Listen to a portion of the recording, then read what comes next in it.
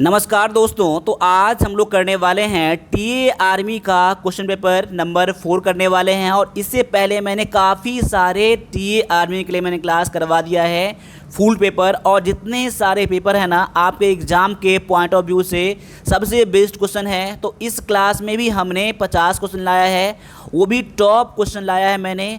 वैसे क्लास को देखेंगे लास्ट तक तब आप जान पाएंगे कि आपका लेवल क्या है। और एग्ज़ाम में बैठेंगे तो आपको पता चल जाएगा कि आपने कहाँ से पढ़ाई किया था। तो एक एक क्वेश्चन को आप करके जाना है इस क्लास में जो भी है।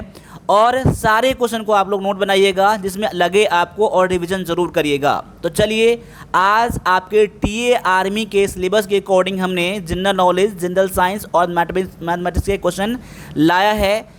और यहाँ पर आप लोगों को आज लास्ट तक लगाना है। तो चलिए आज का जो पहला सेक्शन है आपका सामान्य ज्ञान का रहने वाला है, जिसमें कि 20 क्वेश्चन रहने वाला है।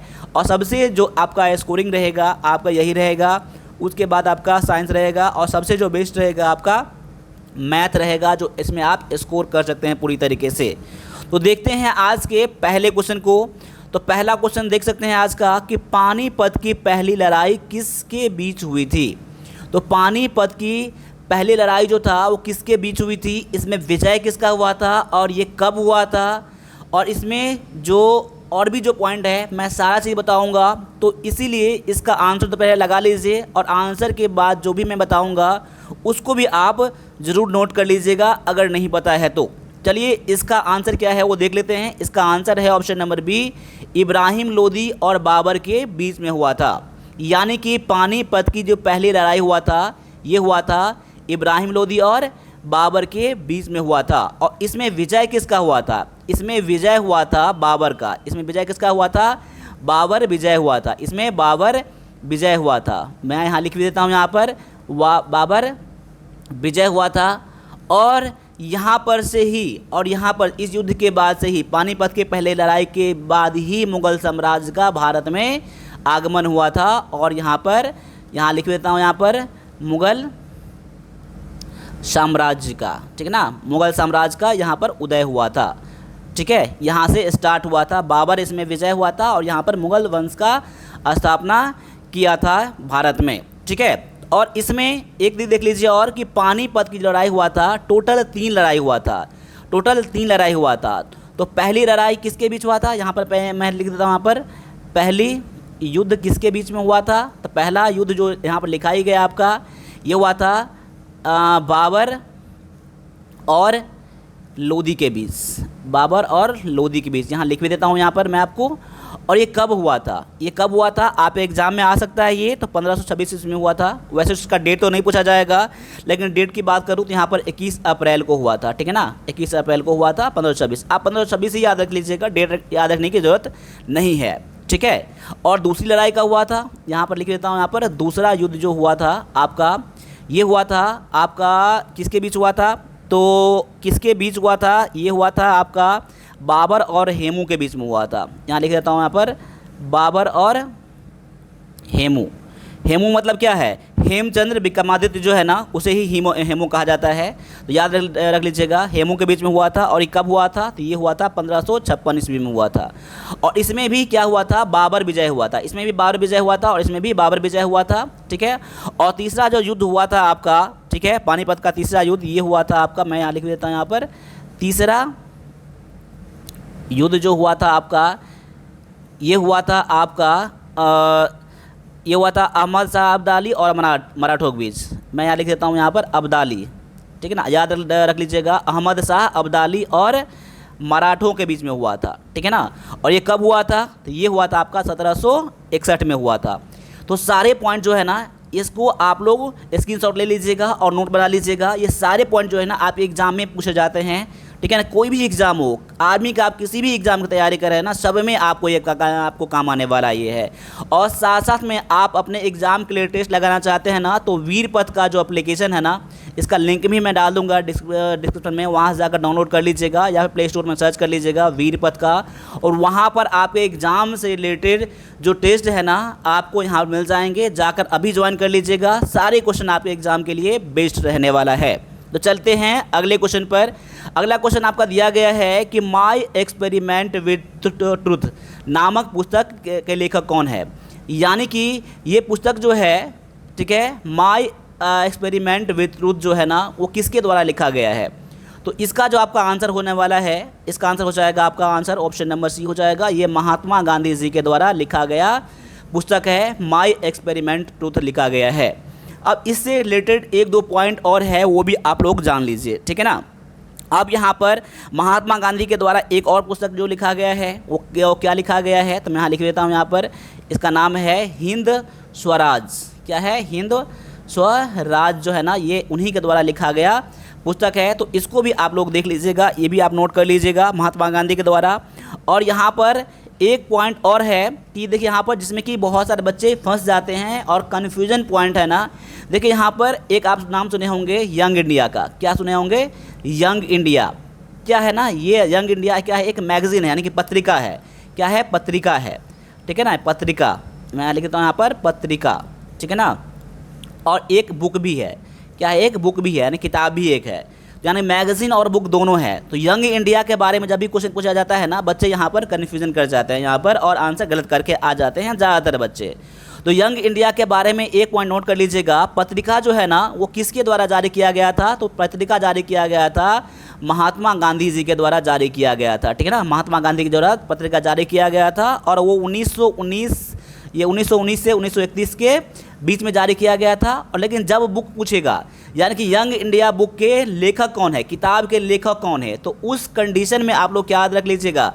लाला लाजपत राय। क्या है? लाला लाजपत राय याद रख लीजिएगा। देखिए यहाँ पर ध्यान रखिएगा, यहाँ पर यंग इंडिया पुस्तक भी है और पत्रिका भी है। पुस्तक की बात करेंगे तो उसका लेखक कौन है? लाला लाजपत राय है। लेकिन पत्रिका की बात करेंगे, यानी कि मैगजीन की बात करेंगे, तो वहाँ पर महात्मा गांधी के द्वारा ये पत्रिका जारी किया गया था। और ये पत्रिका जो था ना, ये इंग्लिश में जारी किया गया था। क्या है? ये पत्रिका जो है इंग्लिश में जारी किया गया था, ये इसको भी आप नोट कर लीजिएगा, ठीक है ना। और ये साप्ताहिक पत्रिका था, यानी कि ये एक सप्ताह में एक बार आता था, वीकली था और इंग्लिश में था। तो सारे पॉइंट आपने नोट कर लीजिएगा। और लाला लाजपत राय के बारे में अगर बात हुआ है ना, तो एक पॉइंट और नोट कर लीजिए, यहाँ पर उनके द्वारा लिखा गया पुस्तक एक था आर्य समाज। क्या था? आर्य समाज। आर्य समाज, ठीक है ना, इसको भी आप नोट कर लीजिएगा, ठीक है ना। आर्य समाज जो है ना, लाला लाजपत राय के द्वारा लिखा गया पुस्तक है। तो इसमें सारा पॉइंट जो है आप लोग नोट करके रख लीजिएगा, ठीक है। चलिए आगे आ जाइए। चलिए यहाँ पर एक बार मैं ऑप्शन में दिख रहा हूँ ना, जो आपके एग्जाम में आते हैं ना, ये माफ़ कीजिएगा, ये आपका है जवाहरलाल नेहरू। जवाहरलाल नेहरू के द्वारा एक प्रसिद्ध जो पुस्तक है ना, वो जो आप एग्जाम में आता है, वो आता है डिस्कवरी ऑफ इंडिया। क्या है? Discovery of India. Discovery of India, ठीक है। इसको भी आप लोग याद कर लीजिएगा, जवाहरलाल नेहरू के द्वारा डिस्कवरी ऑफ इंडिया पुस्तक लिखा गया है। इसको आप लोग नोट बनाइएगा अपने तरीके से। यहाँ पर थोड़ा सा बहुत ज़्यादा पॉइंट इसमें हो गया है यहाँ पर, और अभी अगर लगता है आपको तो स्क्रीनशॉट ले लीजिएगा। और आपको मेरा क्लास अच्छा लग रहा है ना, तो क्लास को एक बार लाइक सब्सक्राइब जरूर करिएगा, और उन बच्चों को शेयर करिएगा जो किसी भी एग्ज़ाम की तैयारी कर रहे हैं जिसमें कि जीके जीएस पूछा जाता है। सब में आपको ये काम आने वाला ये क्वेश्चन है। चलिए आगे बढ़ते हैं। अगले क्वेश्चन में दिया गया है कि महात्मा बुद्ध के बचपन का नाम क्या था। महात्मा बुद्ध के बचपन का नाम क्या था? तो महात्मा बुद्ध के बचपन का नाम जो था ना, वो था सिद्धार्थ था। क्या था? सिद्धार्थ था, ठीक है ना।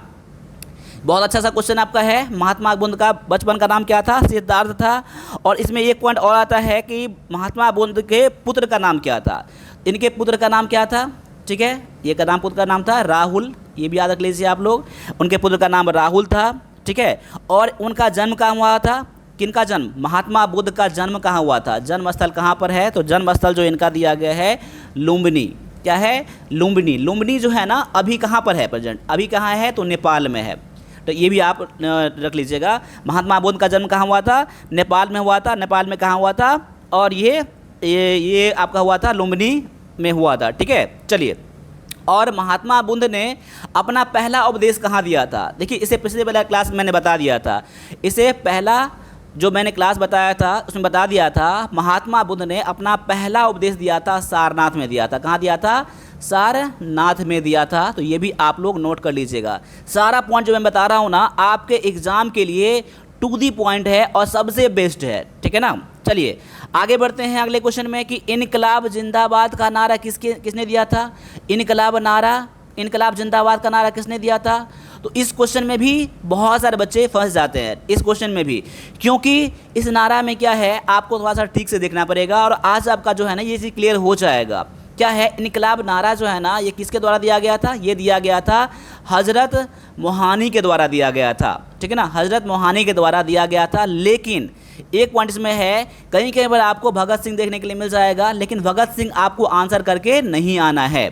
क्यों नहीं आना है यहाँ पर कि भगत सिंह के द्वारा इनकलाब नारा को क्या गया था, फेमस किया गया था, ठीक है ना, फेमस किया गया था। ये जो बोले था ना उनको उस नारा को यानी हज़रत मोहानी के द्वारा जो लिखा गया ये बोला गया नारा है इनकलाब जिंदाबाद, भगत सिंह के द्वारा क्या किया गया, फेमस किया गया। इसीलिए आपको इसमें थोड़ा सा कन्फ्यूजन हो सकता है।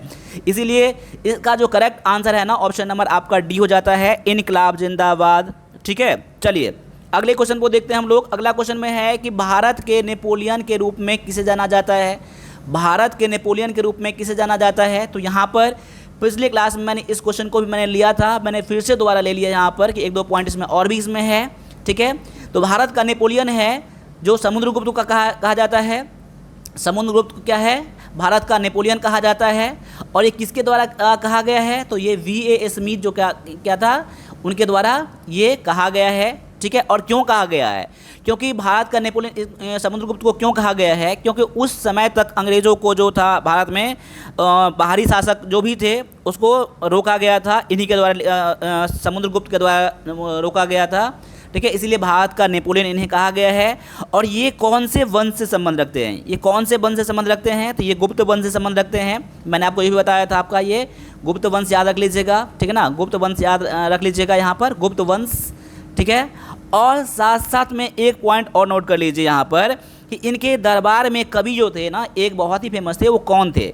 इनके दरबार में जो कवि थे आपका हरिसेन, क्या है, हरिसेन याद रख लीजिएगा, ठीक है ना, हरिसेन या हरिसेन एक ही है, ठीक है ना। हरिसेन क्या है, उनका कवि था, दरबारी कवि था, क्या है, दरबारी कवि, इसको भी नोट कर लीजिएगा, ठीक है ना। बहुत अच्छा सा पॉइंट आपका है हरिसेन, ठीक है। चलिए अगले क्वेश्चन को देखते हैं। यहाँ पर अगला क्वेश्चन में है कि भारत की सिलिकॉन वैली कहाँ पर है। तो भारत की सिलिकॉन वैली कहाँ पर है, तो भारत की सिलिकॉन वैली जो कहा जाता है ना ये कहा जाता है बेंगलुरु कहा जाता है। किसको कहा जाता है, बेंगलुरु को कहा जाता है। तो बेंगलुरु जो है ना कहाँ पर है, ये कर्नाटक का राजधानी है। क्या है, बेंगलुरु जो है ना ये कर्नाटक की राजधानी है। तो याद कर लीजिए यहाँ पर कर्नाटक, ठीक है ना, कर्नाटक का क्या है, राजधानी है। राजधानी कौन है, तो आपका ये बेंगलुरु है, ठीक है।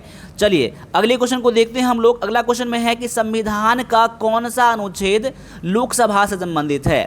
देखिए पिछले क्लास में मैंने जो एक क्वेश्चन लाया था ना संसद के बारे में, संसद के बारे में जो क्वेश्चन लाया था ना, ठीक है ना, तो उस क्लास में मैंने आपको नोट करने के लिए मैंने बताया था। अगर आपने पहला क्लास देखा होगा ना, अगर नहीं पता पहले से अगर होगा तो इसका आंसर आप जरूर लगाएंगे, ठीक है ना। चलिए इसका आंसर क्या है, संविधान का कौन सा अनुच्छेद है जो लोकसभा से संबंधित रखता है। तो संविधान का जो अनुच्छेद 81 है ना ये आपका लोकसभा से संबंधित है, ठीक है, लोकसभा से। तो यहाँ पर नोट कर लीजिएगा। और हमारा संसद जो है ना, संसद मतलब क्या, संसद मतलब क्या, पार्लियामेंट। हमारे देश में जो कानून बनाने वाली संस्था जो है ना ये क्या है, संसद है। इसको इंग्लिश में क्या कहते हैं, पार्लियामेंट कहते हैं। क्या कहते हैं, पार्लियामेंट कहते हैं। और अमेरिका के संसद का नाम क्या है, तो कांग्रेस है, मैंने बताया था आपको, ठीक है। तो यहाँ पर अब देख सकते हैं कि अनुच्छेद 79 क्या है, ये संसद से रिलेटेड, संसद से जुड़ा हुआ ये अनुच्छेद है।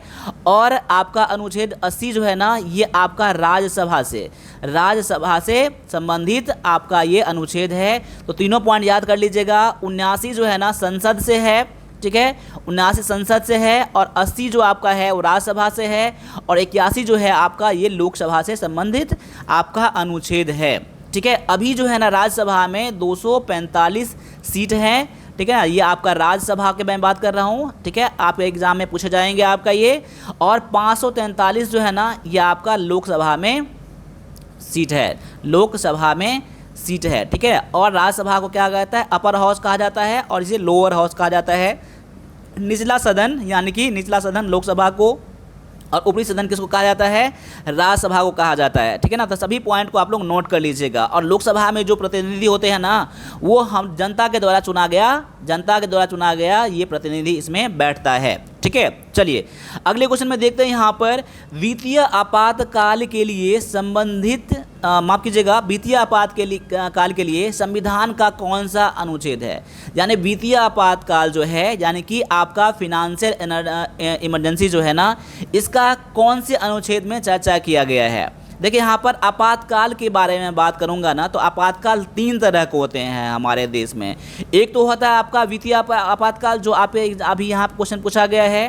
पहला होता है आपका राष्ट्रीय आपातकाल। क्या होता है? आपका राष्ट्रीय आपातकाल, जिसे क्या कहा जाता है? आपातकाल, इसे कहा जाता है आपका नेशनल इमरजेंसी कहा जाता है, ठीक है ना। दूसरा क्या होता है आपका? दूसरा आपका होता है आपका राज्य आपातकाल। क्या होता है? राज्य आपातकाल होता है, जैसे कि क्या कहा जाता है? राष्ट्रपति शासन कहा जाता है। राष्ट्रपति क्या कहता है? शासन कहा जाता है। राष्ट्रपति शासन लग गया, प्रेसिडेंट रूल लग गया। और तीसरा क्या होता है आपका? ये होता है वित्तीय आपातकाल। क्या होता है? वित्तीय आपातकाल होता है, जो आपने अभी देखा है, ठीक है ना। तो यहाँ पर इस क्वेश्चन में जो आपका पूछा गया है कि वित्तीय आपातकाल जो है ना, ये कौन से अनुच्छेद के अंतर्गत आता है? तो वित्तीय आपातकाल जो होता है ना, ये आपका आता है अनुच्छेद 360 के अंतर्गत आता है। किसके अंतर्गत आता है? तो 360 के अंतर्गत आता है। तो इसका आंसर मैं टिक लगाता हूँ यहाँ पर, अनुच्छेद आपका 360 के अंतर्गत आता है, ठीक है ना। पहला तो पॉइंट आपका ये हो गया। लेकिन यही बात मैं बोलूँगा कि नेशनल इमरजेंसी जो है ना, कौन से अनुच्छेद में आता है? यहाँ पर ये आपका अनुच्छेद क्या आता है? यानी कि राष्ट्रीय आपातकाल जो आता है, अनुच्छेद 352 के अंतर्गत आता है। और राष्ट्रीय यानी कि राज्य आपातकाल यानी कि राष्ट्रपति शासन जो होता है ना, वो कौन से अनुच्छेद के अंतर्गत आता है? तो ये भी आप नोट कर लीजिए, ये आता है 356 के अंतर्गत। क्या आता है? ये अनुच्छेद 356 के अंतर्गत। और वित्तीय आपातकाल जो अभी आपने पढ़ा है, ये आपका अनुच्छेद क्या है? 360। अब देख लीजिए यहाँ पर, देखिए 52 और 456 और 460, आप तीनों याद कर लीजिएगा। भारत में 3 आपातकाल, कौन कौन सा? राष्ट्रीय आपातकाल, ठीक है, राज्य आपातकाल जिसे कि राष्ट्रपति शासन कहा जाता है, और वित्तीय आपातकाल। और तीनों का अनुच्छेद भी याद रख लीजिएगा, 352, 56 और 60। 52, 56, 60 याद रख लीजिएगा, ठीक है ना। ये सारा पॉइंट जो है ना, आप लोग नोट करके रख लीजिएगा, ठीक है। चलिए आगे आते हैं। अगले क्वेश्चन में दिया गया है आपका कि दादा साहेब फाल्के पुरस्कार किस क्षेत्र में दिया जाता है? देखिए दादा साहेब फाल्के पुरस्कार कौन से क्षेत्र में दिया जाता है? अगर आपको जीके पता होता है ना, तो आंसर डायरेक्टली आप लगा लेते हैं, इसलिए मैं आपको ज़्यादा टाइम नहीं दूंगा आपको, ठीक है ना। तो देखिए यहाँ पर दादा साहेब फाल्के पुरस्कार जो है ना, ये सिनेमा के क्षेत्र में दिया जाता है। कहाँ दिया जाता है? तो सिनेमा के क्षेत्र में दिया जाने वाला पुरस्कार क्या है? आपका दादा साहेब पुरस्कार है, ठीक है ना। ये सबसे बड़ा पुरस्कार है, ठीक है। चलिए आगे आ जाइए। अगले क्वेश्चन में आपका है कि हिंदी दिवस कब मनाया जाता है? तो हिंदी दिवस कब मनाया जाता है? तो हिंदी दिवस मनाया जाता है हर साल 14 सितंबर को मनाया जाता है हिंदी दिवस। ऑप्शन नंबर आपका क्या है? आपका ए जो है ना, यहाँ पर आपका आंसर करेक्ट हो जाता है, ठीक है ना। चलिए अगला क्वेश्चन आपका है कि भारत में क्या है कि महात्मा गांधी ने पहली बार भूख हड़ताल, क्या है? भूख हड़ताल का प्रयोग किस आंदोलन में किया था? देखिए पहली बार जो भूख हड़ताल जो शुरू हुआ था इंडिया में, ये कौन से आंदोलन में महात्मा गांधी जी के द्वारा हुआ था? तो इसका आंसर आप लोग देख लीजिएगा। इसका आंसर जो हो जाएगा, ऑप्शन नंबर आपका सी हो जाएगा, अहमदाबाद आंदोलन। अब इसको एक पॉइंट से आप ये भी नोट कर लीजिएगा, अहमदाबाद आंदोलन तो आप नोट कर लीजिएगा, लेकिन इसमें क्या है? अहमदाबाद मील की हड़ताल याद रख लीजिएगा। आप एग्जाम ये भी आते हैं, क्या है कि अहमदाबाद मील का हड़ताल। देख क्वेश्चन आपके यही पूछे जाएंगे, क्या है? हड़ताल। क्वेश्चन आपका यही पूछा जाएगा, लेकिन इसका आंसर क्या है? अलग हो सकता है, ठीक है ना। ऑप्शन में देखिए एक अहमदाबाद आंदोलन आएगा, या फिर याद रख लीजिएगा अहमदाबाद मील हड़ताल। इसमें क्या हुआ था? एक उसमें प्लेग भत्ता मिलता था। प्लेग जो है ना, एक महामारी है, ठीक है ना। उस समय क्या था? उनको कंपनी के द्वारा उनको दिया जाता था, कंपनी के कर्मचारियों को। तो कंपनी के मालिक ने क्या किया? उसको भत्ता बंद करने का कोशिश किया। उसी के विरुद्ध में महात्मा गांधी के हेल्प से भूख हड़ताल का शुरू किया गया था। और ये जो हुआ था, ये किसके तहत हुआ था? ये आपका सत्याग्रह के रूप में हुआ था। सत्याग्रह के रूप में हुआ था, ठीक है ना। और ये कब की बात है, ये 1918 की बात हो, ठीक है ना, 1918 की बात है। अहमदाबाद मिल हड़ताल कब हुआ था, तो 1918 में हुआ था, ठीक है। चलिए आगे बढ़ते हैं। अगले क्वेश्चन में दिया गया है कि आपका कि भारत की पहली महिला राज्यपाल कौन थी, पहली महिला राज्यपाल कौन थी। तो भारत का जो पहली महिला राज्यपाल थी वो थी सरोजनी नायडू। क्या था, सरोजनी नायडू था भारत का पहली महिला राज्यपाल था, जो कि कौन से राज्य में उनका पोस्टिंग हुआ था, कौन से राज्य में वो बनाई गई थी राज्यपाल। ये बनाई गई थी उत्तर प्रदेश में। कहाँ बनाया गया था, तो उत्तर प्रदेश में बनाया गया था, ठीक है ना। इसको भी आप याद कर लीजिएगा। उत्तर प्रदेश का पहली महिला राज्यपाल ये हो जाएगा सरोजनी नायडू। और भारत का पहली महिला राज्यपाल कौन बना, तो ये भी आपका सरोजनी नायडू है। क्वेश्चन पूछने का तरीका बदल सकता है, लेकिन आपका आंसर वही रहने वाला है। अब आते हैं अगले क्वेश्चन पर। बहुत ही इंपॉर्टेंट क्वेश्चन है आपका। दीवान ए अमीर कोही विभाग की स्थापना किसने की थी। देखिए दीवान ए अमीर कोही विभाग जो था वो किसके द्वारा स्थापना किया गया था। और कभी कभी आपको पूछा जाएगा कि ये विभाग कौन से क्षेत्र से संबंध रखता था। ये विभाग जो है ना कौन से क्षेत्र से, तो ये आप लोग नोट कर लीजिएगा। ये कृषि से संबंधित विभाग था। क्या था उसमें, क्या कहा, कृषि विभाग में एक विभाग बनाया गया दीवान ए अमीर कोही। और उसमें दीवान अमीर कोही को क्या बनाया गया, इसका प्रमुख बनाया गया। अमीर कोही को क्या बनाया गया, इसका प्रमुख बनाया गया, ठीक है ना। इसीलिए दीवान ए अमीर कोही है। और कृषि, इसमें क्या होता था ना कि किसानों को जो भी सहायता करना होता था वो, और इनके तहत, इस विभाग के तहत उनको ऋण भी दिया जाता था, यानी कि इसको लोन भी दिया जाता था। ये विभाग जो है ना किसके द्वारा स्थापना किया गया था, तो ये विभाग जो था ना ये मोहम्मद बिन तुगलक के द्वारा किया गया था। मोहम्मद, ये ऑप्शन नंबर कहाँ पर है, ऑप्शन नंबर आपका ये बी में है, ए में है। मोहम्मद बिन तुगलक के द्वारा ये स्थापना किया गया था। अब आते हैं अगले क्वेश्चन पर। अगला क्वेश्चन में है आपका कि नालंदा विश्वविद्यालय की स्थापना किसने किया था। तो नालंदा विश्वविद्यालय की स्थापना किसके द्वारा किया गया था। और आप एग्जाम में ये भी आता है कि इसको विध्वंस, इसको नष्ट किसने किया था, तो ये भी मैं बताऊंगा आपको। पहले तो ये देख लीजिए इसका आंसर क्या है। इसका आंसर है ऑप्शन नंबर ए, कुमार गुप्त के द्वारा नालंदा विश्वविद्यालय का स्थापना किया गया था। और इसको जो नष्ट किया गया था किसके द्वारा, तो बख्तियार खिलजी के द्वारा। देखिए यहाँ पर मैं लिख देता हूँ, यहाँ पर नष्ट किसके द्वारा किया गया था, तो यहाँ पर नोट कर लीजिए, यहाँ पर बख्तियार खिलजी, ठीक है ना। इन्हें किसके द्वारा नष्ट किया गया था, तो बख्तियार खिलजी के द्वारा नष्ट किया गया था। तो ये पॉइंट आप लोग नोट कर लीजिएगा, ठीक है ना। आप एग्जाम के लिए बहुत अच्छा पॉइंट है। अब आगे आ जाइए। अगला क्वेश्चन में दिया गया आपका कि सबसे अधिक देशों के साथ सीमा साझा करने वाला देश कौन सा है, यानी ऐसा कौन सा देश है जिसका बॉर्डर जो है ना वो इंटरनेशनल बॉर्डर अन्य कंट्री के साथ जुड़ा हुआ है आपका, ठीक है ना, अन्य कंट्री के साथ जुड़ा हुआ है। ये कौन सा आपका देश है, ये आपका देश है चीन। क्या है आपका देश, चीन है। ये ऑप्शन नंबर आपका बी जो है ना यहाँ पर आंसर करेक्ट हो जाता है। ऑप्शन नंबर आपका बी, चीन जो है ना सबसे अधिक देशों के साथ सीमा साझा करता है, ठीक है। चलिए आगे आ जाइए। और ये एक पॉइंट में और नोट कर लीजिए कितने देशों के साथ साझा करता है, तो 14 देशों के साथ। क्या है, 14 देशों के साथ सीमा साझा करता है। तो इतना तो नहीं आएगा कि कौन कौन सा देश, इतना डीप में तो नहीं जाएगा, लेकिन मेन आपको कुछ पता होना चाहिए। और कितने देश के साथ, 14 देश के साथ, ठीक है। चलिए अगले क्वेश्चन में है कि ब्रह्मांड में सबसे अधिक मात्रा में पाए जाने वाला तत्व। क्वेश्चन गौर से देख लीजिएगा, ब्रह्मांड में बोल रहा हूँ, यानी कि पूरे यूनिवर्स में सबसे अधिक कौन सा तत्व पाया जाता है। एक तो क्वेश्चन आपका आएगा कि हमारे वातावरण में सबसे अधिक पाए जाने वाला तत्व कौन सा है, तो वहाँ पर तो आप क्या कर देंगे, नाइट्रोजन कर देंगे। नाइट्रोजन गैस सबसे अधिक पाया जाता है, जो कि 78% है, ठीक है ना।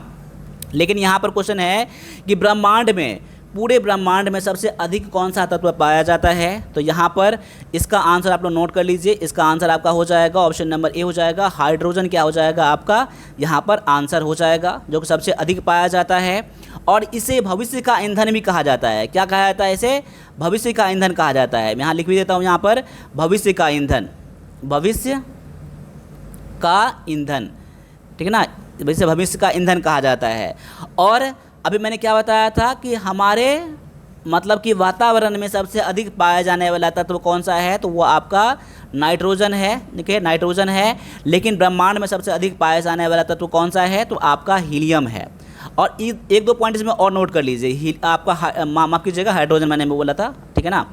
आपका हाइड्रोजन क्या है ना, हाइड्रोजन आवर्त सारणी में सबसे पहले नंबर पे आता है। क्या है, सबसे पहला तत्व कौन सा है आवर्त सारणी में, तो ये आपका हाइड्रोजन है। ये मैं लिख देते हैं यहाँ पर, आवर्त सारणी में पहला तत्व कौन सा है, तो आपका हाइड्रोजन है। क्या है, हाइड्रोजन है, ठीक है ना। और ये सबसे हल्का तत्व है। क्या है ये, सबसे, अगर हल्का तत्व की बात करूं, हल्का तत्व की बात करूं, तो ये क्या है आपका हाइड्रोजन है। क्या है, हाइड्रोजन है। इसको आप लोग नोट कर लीजिएगा। आप एग्जाम में आते हैं कि सबसे हल्का तत्व बताइए, तो सबसे हल्का तत्व जो है आपका हाइड्रोजन है। और आवर्त सारणी में जो पहला आपका जो तत्व है, ये आपका आवर्त सारणी में पहला तत्व जो है आपका हाइड्रोजन है। तो सभी पॉइंट को आप लोग नोट कर लीजिएगा। अब आगे देखते हैं, अगले क्वेश्चन में है कि दुनिया का सबसे बड़ा महासागर कौन सा है। दुनिया का सबसे बड़ा महासागर कौन सा है, दुनिया का सबसे बड़ा महासागर जो है आपका है, ये आपका प्रशांत महासागर है। क्या है, दुनिया का सबसे बड़ा महासागर प्रशांत महासागर है। ठीक है, तो ऑप्शन नंबर आपका क्या हो जाएगा, ए जो हो जाएगा, डी जो हो जाएगा, आपका आंसर करेक्ट हो जाएगा। अब आते हैं अगले क्वेश्चन पर। अगला क्वेश्चन है कि ईस्ट इंडिया कंपनी भारत में किसके शासनकाल के दौरान आया था। तो ईस्ट इंडिया कंपनी जो है ना, ये आया था आपका अकबर के शासनकाल में आया था। किसके काल में आया था, जो अकबर के शासनकाल में आया था ईस्ट इंडिया कंपनी। ठीक है, और आगे देखते हैं अगले क्वेश्चन में। अगले क्वेश्चन में दिया गया है आपका कि कौन सा देश चांदी का सबसे बड़ा उत्पादक देश है। चांदी का सबसे बड़ा उत्पादक देश कौन सा है, तो ये आपका है मैक्सिको। ऑप्शन नंबर आपका क्या हो जाएगा, सी हो जाएगा आपका आंसर। सबसे बड़ा चांदी का उत्पादक देश कौन सा है, आपका मैक्सिको है। अगर इंडिया में बात करूं कि सबसे बड़ा चांदी का उत्पादक राज्य कौन सा है, तो ये आपका राज्य हो जाएगा, राजस्थान हो जाएगा। ठीक है ना, राजस्थान हो जाएगा। ठीक है ना, ठीक है ना, माफ़ कीजिएगा, यहाँ पर राजस्थान ऐसे होता है। ठीक है ना, राजस्थान क्या है, सबसे बड़ा उत्पादक राज्य है। वैसे आपका इसमें क्वेश्चन बहुत कम ही आते हैं, लेकिन आपको मैक्सिको जो है ना, ये आपका पूरे वर्ल्ड में ये आपका आ जाएगा आप एग्जाम में। ठीक है ना, चलिए अगले क्वेश्चन में आपका है कि भारत में सबसे अधिक कॉफ़ी किस राज्य में उत्पादित होता है। देखिए, भारत में सबसे अधिक कॉफ़ी जो उत्पादक होता है वो कौन से राज्य में होता है। अब यहाँ पर आपके देश ही पूछे जाएंगे, सबसे अधिक कॉफ़ी उत्पादक वाला देश कौन सा है पूरे दुनिया में। पूरी दुनिया में सबसे अधिक जो कॉफ़ी उत्पादन किया जाता है, ये क्या आता है, ब्राज़ील में। क्या आता है, कहाँ पर क्या आता है, ब्राज़ील में। लेकिन अगर यहाँ पर राज्य की बात करता हूँ मैं, तो राज्य जो है ना आपका कर्नाटक में। कहाँ पर है, कर्नाटक में सबसे अधिक उत्पादन किया जाता है। ठीक है, आपका ये कॉफ़ी। ठीक है ना, अब कर्नाटक से रिलेटेड एक पॉइंट और है, उसको भी नोट कर लीजिए आप लोग। कर्नाटक जो है ना, ठीक है, ये आपका रेशम का सबसे बड़ा उत्पादक देश है, राज्य है। लिख दीजिए यहाँ पर। ठीक है ना, रेशम। ठीक है, रेशम का सबसे बड़ा उत्पादक राज्य कौन सा है, ये आपका कर्नाटक है। और कॉफ़ी का सबसे बड़ा उत्पादक राज्य कौन सा है, ये कर्नाटक है। और अगर सबसे बड़ा देश की बात करूं, तो ये आपका सबसे बड़ा देश कौन सा हो जाएगा, ये ब्राज़ील जो है ना, ये आपका सबसे बड़ा देश है। तो अभी हमने यहाँ पर 20 क्वेश्चन लाया है, आपके जीके के लिए लाया है। अब 15 क्वेश्चन आपके मैथ का रहने वाले, माफ़ कीजिएगा, साइंस के रहने वाले हैं। और 15 क्वेश्चन आपका मैथ का रहने वाला है। ठीक है ना, तो सभी पॉइंट को आप लोग देख लीजिएगा। और साथ साथ में अभी तक आपने क्लास को लाइक और सब्सक्राइब नहीं किया है, तो मैं उम्मीद करूंगा कि आप मेरे लिए कुछ भी आप हेल्प नहीं कर रहे हैं। देखिए, आपके एक एक क्लास एक एक क्वेश्चन लाने के लिए बहुत तैयारी करना पड़ता है। ऐसा नहीं होता है कि डायरेक्टली मैं क्वेश्चन लेके आ जाता हूँ।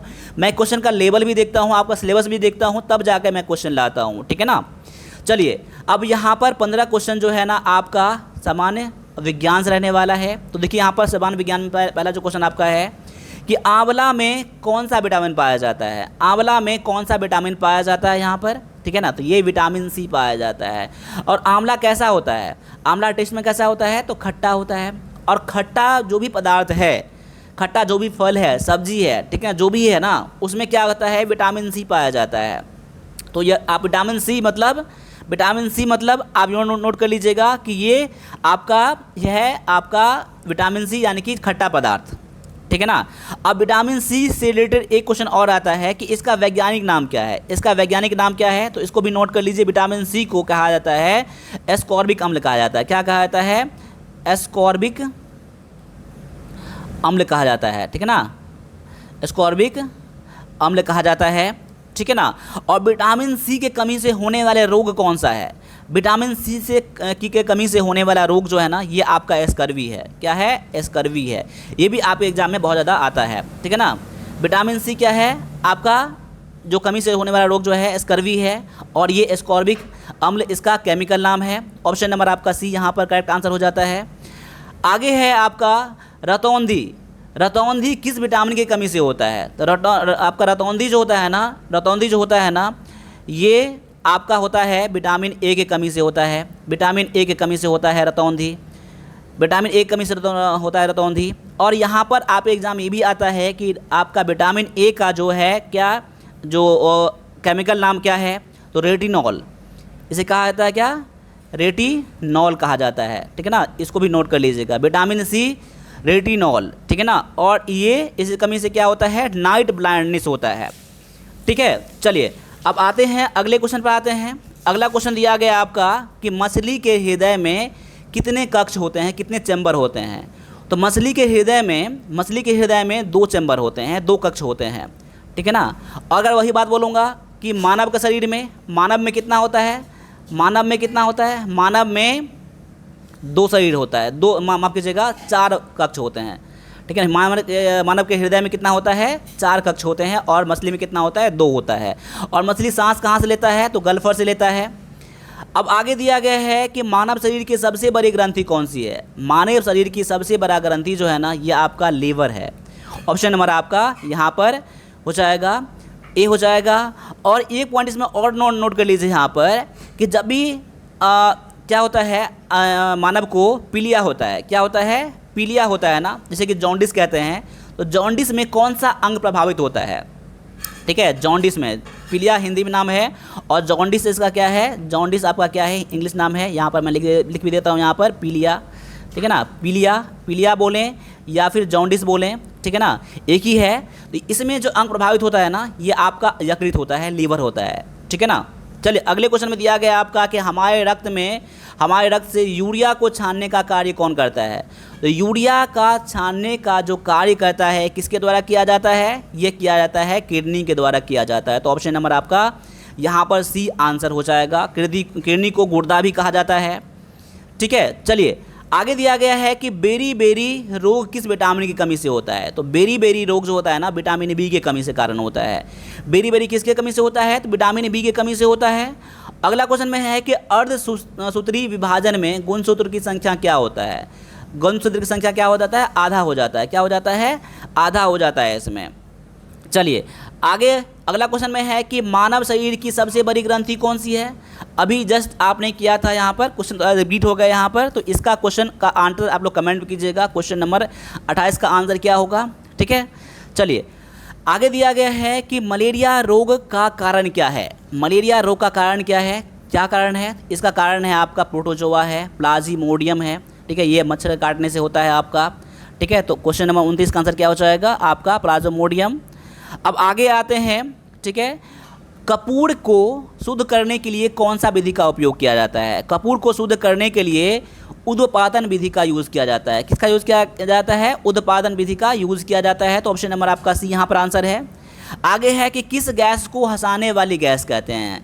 हंसाने वाली गैस क्या है? तो नाइट्रस ऑक्साइड है। ऑप्शन नंबर आपका सी यहाँ पर करेक्ट आंसर हो जाता है। अगले क्वेश्चन में है कि प्रकाश वर्ष किसकी इकाई है? तो प्रकाश वर्ष किसकी इकाई है? दूरी की इकाई। क्या है? प्रकाश वर्ष किसका इकाई है? तो दूरी का इकाई है प्रकाश वर्ष। ये दूरी कहाँ पर मापते हैं हम लोग? ये 2 तारों के बीच की दूरी को हम लोग किससे मापते हैं? तो यहाँ पर प्रकाश वर्ष से मापा जाता है। अगले क्वेश्चन में है कि दाब का एसआई मात्रक क्या है? दाब का एसआई मात्रक क्या है? पास्कल है। ऑप्शन नंबर आपका सी में आंसर दिया गया है। अगले क्वेश्चन में है कि सबसे कठोर पदार्थ कौन सा है?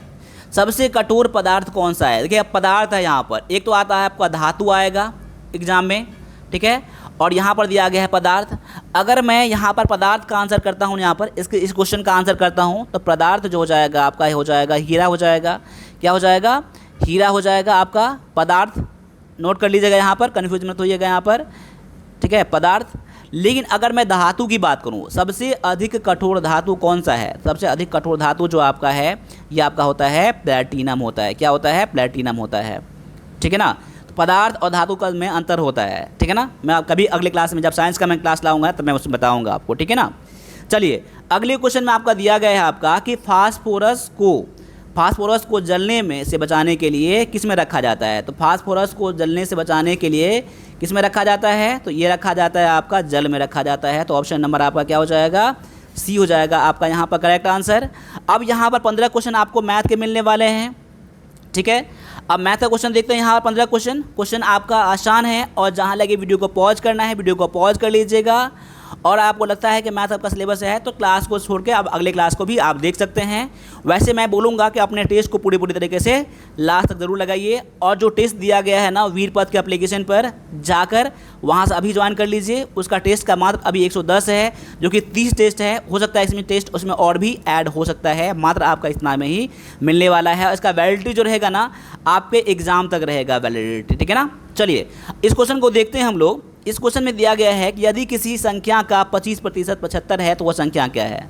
मैं यहाँ पहले क्या करूँगा, संख्या मान लूँगा मैं x मान लूँगा। अब x का 25% मतलब 25/100 बराबर में 75, ठीक है ना। अब मैं x बराबर क्या करूँगा, यहाँ पर 75 गुना में 100 बटा में क्या कर दूँगा 25 कर दूँगा।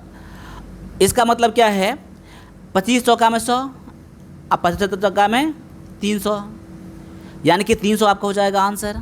इसमें मेन पॉइंट कुछ भी नहीं है, आपको बस x मान के बनाना है और जैसा जैसा क्वेश्चन कह रहा है ना वैसा वैसा क्वेश्चन बना देंगे, आपका आंसर निकल जाएगा। और मेरे सॉल्व करने से पहले आप लोग अब सॉल्व करिएगा और जहाँ लगे वीडियो को पॉज करना है वीडियो को पॉज भी कर लीजिएगा यहाँ पर। अब यहाँ पर बोल रहा है कि 12, 18 और 24 का एलसीएम क्या होगा। देखिए 12, 18 और 24 यहाँ पर है, ठीक है ना। तो इसका एलसीएम क्या हो जाएगा देख लीजिए। यहाँ पर पहले 2 से लगाएंगे ना, 2 से लगाएंगे 6 हो जाएगा, 9 हो जाएगा और यहाँ पर क्या हो जाएगा 24 हो जाएगा, यहाँ 12 हो जाएगा यहाँ पर। अगले फिर 2 से लगाएंगे क्या हो जाएगा 3, 9 और ये कितना हो जाएगा 6। अब 3 से लग जाएगा आपका, 3 से 1, 3 और 2। अब तो नहीं लगेगा ना, आप सभी को क्या कर ले गुना कर लीजिए। 2 दूना में 4, 3 12, 3 36, दूना में 72 हो जाएगा। यानी कि इसके एलसीएम कितना हो जाएगा 72 हो जाएगा। ऑप्शन नंबर आपका यहाँ पर बी में दिया गया है। आगे आते हैं, अगले क्वेश्चन में है कि किसी वस्तु को 800 में खरीदा गया और 960 में बेचा गया तो उसका लाभ प्रतिशत कितना है। 800 में खरीदा गया है और 900 में बेचा गया है तो उसका लाभ कितना है, उसका लाभ कितना है। लाभ हो जाएगा 960 माइनस में 800 हो जाएगा, क्योंकि इसका फार्मूला क्या होता है विक्रय मूल्य घटे में क्या होता है क्रय मूल्य होता है ना, ठीक है ना। तो यहाँ पर घटा के हो जाएगा 160 हो जाएगा लाभ। लेकिन क्वेश्चन पूछ रहा है कि लाभ प्रतिशत, तो लाभ प्रतिशत का फार्मूला क्या होता है यहाँ पर लिख लीजिए। यहाँ पर लाभ प्रतिशत का फार्मूला होता है लाभ बटा में क्रय मूल्य कॉस्ट प्राइस, ठीक है ना, गुना में 100 होता है। अब लाभ दिया गया 160 बटा में क्रय मूल्य दिया गया है आपका कितना 800 दिया गया है ना, क्रय मूल्य इतना में खरीदा गया है ना, तो 800 यहाँ कर दीजिए गुना में 100 कर दीजिए बाय फार्मूला। अब काट लीजिए 160 पंचे 800, 5 से काटूंगा तो हो जाएगा 20, यानी कि आपका 20 हो जाएगा आपका आंसर। ऑप्शन नंबर ये सी में दिया गया है। चलिए अगले क्वेश्चन को लगा लीजिए। यहाँ पर अगला क्वेश्चन आप लोग खुद लगाइए, क्योंकि मैंने ऐसा क्वेश्चन बताया है, बस जितना आंसर निकल के आएगा ना उसका 25% निकाल के कर लीजिएगा। तो क्वेश्चन नंबर आप 4 का कमेंट करिएगा, क्वेश्चन नंबर 4 मैथ का क्वेश्चन, ठीक है ना। चलिए 15 क्वेश्चन आपके मैथ के हैं, इसलिए वहाँ पर 1 2 3 4 मैंने कर दिया है, ठीक है ना। चलिए अगले क्वेश्चन को देखते हैं। यहाँ पर अगला क्वेश्चन में दिया गया है कि एक वस्तु की कीमत 20% की छूट देने पर उसका विक्रय मूल्य 1600 हो जाता है, तो अंकित मूल्य क्या है। पहले यहाँ अंकित मूल्य मान लीजिए, क्या मान लीजिए यहाँ पर अंकित मूल्य मान लीजिए, कितना मान लीजिए x मान लीजिए। अब बोल रहा है x पर छूट कितना देता है 20% ना, तब उसका विक्रय मूल्य कितना हो जाता है इतना। अब 20% छूट देता है यानी कि 80% क्या है पेमेंट करना पड़ता है ना, तो 80% क्या है इसके बराबर में है। 20% तो नहीं दिया है ना यहाँ पर कितना है, लेकिन इसका विक्रय मूल्य छूट देने के बाद कितना बचता है तो 80% बचता है ना, यानी कह सकता हूँ कि क्रय मूल्य का 80% 80 बटा में 100 बराबर क्या हो जाएगा आपका 1600 हो जाएगा। देखिए यहाँ पर समझने वाली बात यहाँ पर है, ठीक है ना, यहाँ पर समझने वाली बात है क्या है, यहाँ पर 1600 है, इसमें मेन पॉइंट आपका यही था। अब x बराबर क्या कितना हो जाएगा 1600 गुना में 100 बटा में कितना हो जाएगा 80 हो जाएगा, 8 दुना में 2 20 हो जाएगा, यहाँ पर 2000 हो जाएगा काट के। तो आपका आंसर क्या निकल के आ जाएगा 2000 आपका हो जाएगा यहाँ पर आंसर।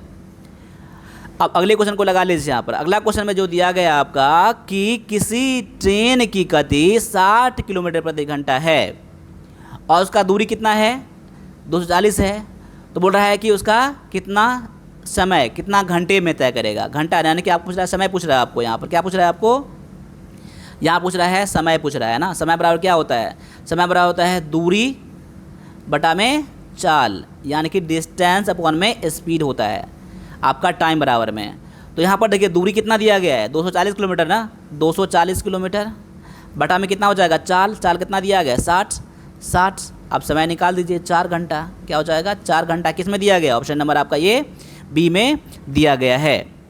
आगे है, यदि एक अकेले किसी काम को 10 दिन में कर सकता है और बी अकेले उसी काम को 15 दिन में कर सकता है, तो दोनों मिलकर काम कितने दिन में पूरा करेगा।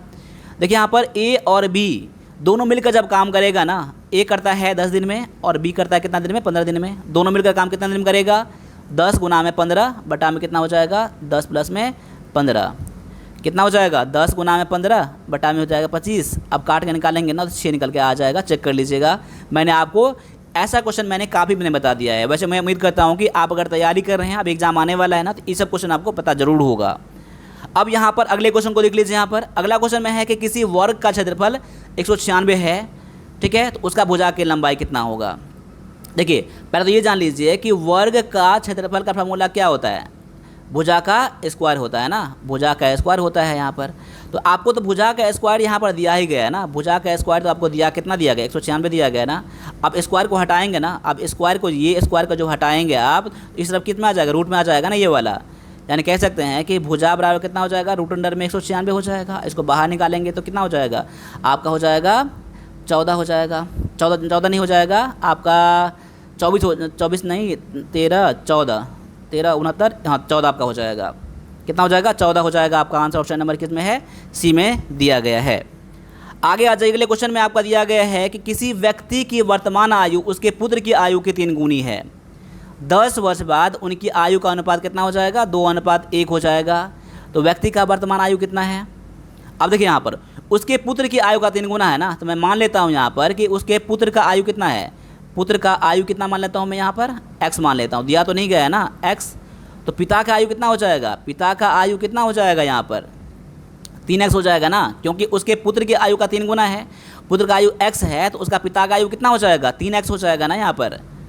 तो यहाँ पर देख लीजिए, अब क्वेश्चन कह रहा है यहाँ पर कि 10 वर्ष बाद उनके आयु का अनुपात, किसका, पिता के आयु और पुत्र की आयु का अनुपात बोल रहा है ना। तो पिता का आयु दिया गया है 3x और पुत्र का आयु दिया गया है x, अनुपात मतलब बट्टा में कह रहा है ना, 10 वर्ष बाद कह रहा है, 10 इसमें ऐड कर दीजिए, दोनों में क्या हो जाएगा, 10 ऐड हो जाएगा, बराबर में कितना हो जाएगा, अनुपात है 2:1, ठीक है ना। अब इसको सॉल्व कर दीजिए, आपका आंसर यहाँ से निकल के आ जाएगा। मैं उसको सॉल्व यहाँ पर करता हूँ, ठीक है ना।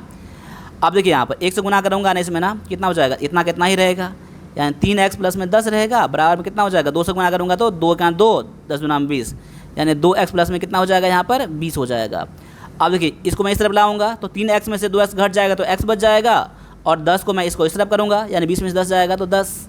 यानी x आपने क्या माना था, तो आपने माना था पुत्र की आयु, लेकिन आपको क्वेश्चन क्या पूछा जा रहा है, पिता की आयु ना, वर्तमान आयु, व्यक्ति का मतलब कि किसका आयु, उसके पिता का आयु। पिता का आयु कितना है, 3x है ना।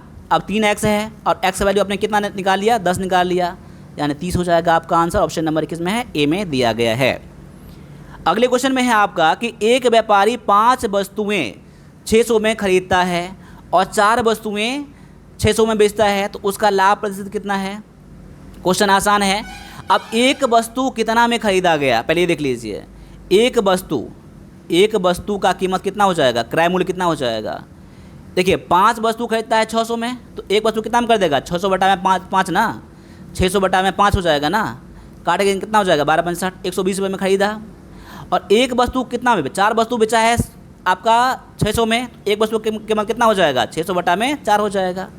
उस तरह से एक वस्तु का सेलिंग प्राइस यानी कि विक्रय मूल्य कितना हो जाएगा, 600 बटा में कितना हो जाएगा 4, 12×5 60, यानी कि आपका 15×4 60, 150। अब आपको निकल गया क्रय मूल्य निकल गया और विक्रय मूल्य निकल गया। अब जब आपको दोनों चीज़ निकल गया आपको यहाँ पर, तो इसका आप लोग क्या निकालेंगे, पहले लाभ निकालेंगे और उसके बाद लाभ के बाद क्या निकालेंगे, लाभ का प्रतिशत निकालेंगे, जो कि फार्मूला क्या होता है, लाभ प्रतिशत फार्मूला क्या होता है, लाभ बटा में क्रय मूल्य गुना में 100 होता है ना। ये अभी मैंने बताया है इसी क्लास में। मैं उम्मीद करूंगा कि क्वेश्चन नंबर 10 का आप लोग आंसर कमेंट करेंगे सॉल्व करके, ठीक है ना। और कौन से सिटी से क्लास को देख रहे हैं ना, आप लोग सिटी का नाम कमेंट करिएगा तो मैं समझ जाऊँगा कि मेरे क्लास को आप लोग लास्ट तक जरूर देखते हैं। अगले क्वेश्चन में देखते हैं हम लोग। अगला क्वेश्चन है कि किसी त्रिभुज की दो भुजाएं 6 सेंटीमीटर और 8 सेंटीमीटर है, तो तीसरा भुजा समकोण पर है। देखिए समकोण त्रिभुज ऐसा बनता है ना, एक भुजा की लंबाई कितना है 6 है, दूसरा भुजा की लंबाई कितना है 8 है। अब तीसरा भुजा पता नहीं मुझे, लेकिन क्वेश्चन क्या पूछा जा रहा है, समकोण त्रिभुज है ना, तो ये आपका तीसरा भुजा है। समकोण त्रिभुज का क्षेत्रफल क्या होता है, त्रिभुज का क्षेत्रफल क्या होता है, क्षेत्रफल होता है आपका 1/2 गुना में आधार, आधार गुना में क्या होता है ऊंचाई होता है ना। 1/2 गुना में आधार कितना दिया गया है आपका, आधार आपका है 8 और आपका ऊंचाई है 6। अब काट के निकाल दीजिए, 2 चौका 6 चौका में 24 सेंटीमीटर स्क्वायर क्या हो जाएगा आपका आंसर, क्षेत्रफल हो जाएगा। क्वेश्चन कुछ भी नहीं था, बिल्कुल आसान सा क्वेश्चन था। अगले क्वेश्चन में है कि एक बर्तन में दूध और पानी का अनुपात 4:1 है। यदि उसमें 5 लीटर पानी मिलाया जाए तो अनुपात कितना हो जाएगा, 4:2। तो बर्तन में प्रारंभिक दूध कितना था, तो यहाँ पर पहले मान लीजिए, यहाँ पर दूध कितना था, दूध था आपका, मैं मान लूँगा 4x, और पानी कितना था x मान लूँगा, क्यों, क्योंकि 4 है तो 4x हो जाएगा और यहाँ 1 है तो x हो जाएगा। यहाँ पर वही बात मैंने मान ली। यहाँ पर अब बोल रहा है कि उसमें पानी मिलाया गया, कितना पानी मिलाया गया आपका, तो यहाँ 5 लीटर, तो दूध पहले ऊपर है ना, तो दूध का अनुपात है 4, नीचे में कितना है पानी x, उसमें क्या मिलाया गया, यहाँ पानी मिलाया गया कितने, तो 5 लीटर, 5 लीटर पानी में मिला दिया मैंने। अब इसका अनुपात कितना हो गया, अब इसका अनुपात हो गया 4/2। बस इसको सॉल्व कर लीजिए, आपका आंसर निकल के आ जाएगा। क्रॉस मल्टीप्लिकेशन कर लीजिए, ठीक है। अब 4 से गुना 2 से गुना करूँगा, 4x में कितना हो जाएगा, 4 दुना में 8x हो जाएगा, बराबर में कितना हो जाएगा 4x ये हो जाएगा, और यहाँ पर 4 पंचे 20 प्लस में 20। अब इसको सॉल्व करेंगे ना, तो अब क्या इस तरफ आ जाएगा ना घट के, 8x में से 4 जाएगा तो कितना बच जाएगा, 4x बच जाएगा, और प्लस बराबर में कितना हो जाएगा 20 बच जाएगा। x बराबर कितना हो जाएगा, 4 से काटूंगा 4 पंचे 20, x बराबर हो गया 5। यानी x का आपने क्या माना था, x माना था आपने, पानी माना था x, और लेकिन यहाँ पूछ रहा है दूध कितना है, तो x का वैल्यू जब 5 आ गया ना, तो 5 से इसमें गुना कर देंगे ना, 5 से, यानी कि 4x में आप 5 से गुना कर देंगे ना, 4 गुना 5 करेंगे ना, यानी 20 क्या निकल के आ जाएगा, 20 लीटर क्या आपका है, आपका दूध है। ऑप्शन नंबर आपका बी यहाँ पर आंसर हो जाता है। अगले क्वेश्चन में है कि किसी वस्तु का अंकित मूल्य 800 है, उस पर 10% की छूट दिया गया, तो विक्रय मूल्य क्या होगा। अब 800 का क्या निकाल लीजिए आप, 90% निकाल लीजिए, 90/100 कर लीजिए, यही आपका डायरेक्टली आंसर निकल जाएगा। नहीं तो आप 800 का क्या निकाल लीजिए, 10/100 कर लीजिए, आपका निकल जाएगा 80। 80 को क्या कर लीजिए, 800 में से कम कर दीजिए 80 को, यानी कि 700 आपका 20 हो जाएगा। वैसे भी यहाँ पर काटेंगे 9×72, यानी कि 720 आपका आंसर यहाँ भी निकल के आ जाएगा। आपका ऑप्शन नंबर किस में दिया गया है, बी में दिया गया है। अगले क्वेश्चन में आपका है कि एक दुकानदार ने 50 सेब 400 में खरीदे, उसने प्रत्येक सेब को 10 रुपये में बेच दिया, तो उसका लाभ प्रतिशत कितना है। देखिए यहाँ पर एक सेब का कीमत कितना हो जाएगा, एक सेब का क्रय मूल्य कितना हो जाएगा, क्रय मूल्य कितना हो जाएगा 400 बटा में कितना हो जाएगा 50 हो जाएगा ना, यानी कि 5 8 निकल के आ जाएगा। अब आपको निकल गया एक सेब का निकल गया कॉस्ट प्राइस, यानी क्रॉस प्राइस निकल गया आपको 8, और सेलिंग प्राइस तो दिया ही गया है, कितना है 10 है। इसे क्या निकाल लेंगे, लाभ प्रतिशत, मैंने इसी क्लास में बताया है, तो इस क्वेश्चन को भी आप लोग खुद से बनाइएगा, ठीक है ना। चलिए अगले क्वेश्चन में है कि एक वृत्त की त्रिज्या दिया गया है 7 सेंटीमीटर, यानी कि आर, यानी कि रेडियस कितना दिया गया है 7 सेंटीमीटर, उसका क्षेत्रफल कितना होगा। इसको भी क्वेश्चन सॉल्व कर लीजिएगा। मैं इसका डायरेक्टली फार्मूला बता रहा हूँ आपको। वृत्त का क्षेत्रफल कितना होता है, वृत्त का क्षेत्रफल का फार्मूला कितना होता है, πr², यानी कि पाई का वैल्यू होता है 10/7 गुना में, अब r कितना है, स्क्वायर है ना, r का वैल्यू कितना है 7 है, 7 गुना में 7 कर लीजिए, 7 कट जाएगा, बच सकते 154। आपका आंसर किस में दिया गया है, सी में दिया गया है। तो अभी हमने टोटल 50 क्वेश्चन करवाया है, और 50 क्वेश्चन जो है ना आपके एग्जाम के लिए बेस्ट क्वेश्चन आपका है, ठीक है ना, बेस्ट क्वेश्चन आपका है यहाँ पर। तो यहाँ पर अभी जाइए वीरपथ का एप्लीकेशन डाउनलोड करिए और वहाँ से जाकर अभी टेस्ट ज्वाइन करिए, आपको ऐसे ही मिलने वाले हैं। कोई दिक्कत अगर आपको हो रहा है ना टेस्ट ज्वाइन करने में, तो आप मुझे 9102195290 पर मुझे आप व्हाट्सएप भी कर सकते हैं। तो मिलेंगे अगले क्लास में, तब तक के लिए सभी से एक बार फिर से जय हिंद जय भारत।